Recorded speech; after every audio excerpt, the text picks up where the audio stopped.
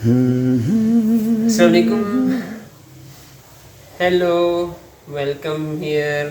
ये sign languages में मैंने साथ साथ बात भी की है ताकि समझ भी आ सके आप लोगों को। मैं सीख रहा हूँ sign language, American sign language basically, और साथ साथ इस्लामिक साइन लैंग्वेज भी। और ये मेरा डे 3 है ये साइन लैंग्वेज की प्रैक्टिसिंग के लिए। My name is USMAN।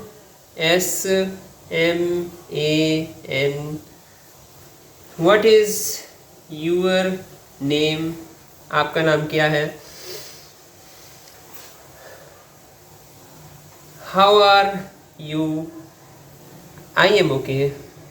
2 दफ़ा ओके का साइन, ये ओके का साइन बन रहा है, तो 2 दफ़ा ओके का साइन देंगे तो ये आई एम ओके को रिप्रेजेंट कर रहा है।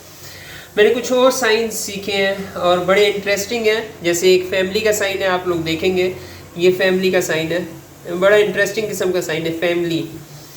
अगर हमने शो करना हो इसके अलावा मेल के लिए, तो मैन के लिए तो हम नाक से ऊपर की तरफ से साइन शुरू करते हैं। जैसे मैन के लिए ये साइन है आदमी के लिए, और वुमेन के लिए ये साइन है औरत के लिए।